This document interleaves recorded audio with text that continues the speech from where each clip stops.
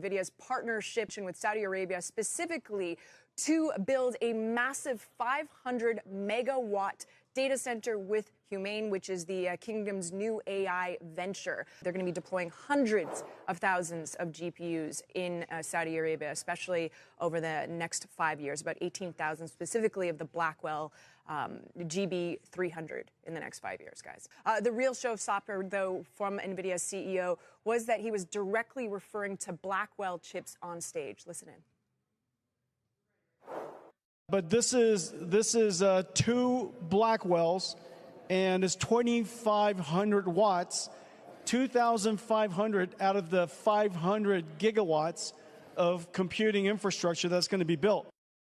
To see those chips on stage, because those are Nvidia's most advanced chips. Saudi Arabia can now secure access to technology which was previously restricted in the region, and also really marks a significant policy change from Washington. So until now, companies like Nvidia, AMD needed special U.S. licenses to export advanced semiconductors as well as semiconductor equipment to many countries in the Middle East, including Saudi Arabia, the United Arab Emirates, and that was largely due to concerns over the Middle East's close ties with Beijing.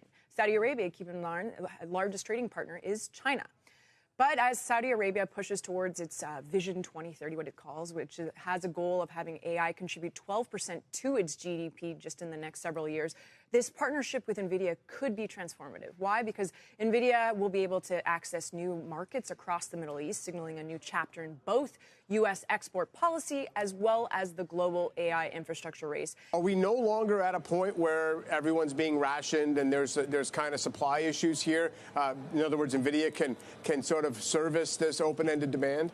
I think this would fall in line with President Trump's original task of making a country-by-country negotiation. Remember, this week was supposed to be the AI diffusion rules on May 15th, which would have put all of these countries in tiers, and they would have been restricted on the number of chips they could receive from, let's say, the likes of Nvidia. Now, having this announcement, it shows that President Trump is moving ahead with his individual country-by-country deals. So going forward, we'll probably hear an announcement with the UAE being the next one. The New York Times put out a report yesterday about the certain AI company in the Emirates that did receive some Nvidia chips. So we'll see how this progresses going forward with individual countries as opposed to just a blanket rule from the U.S. government.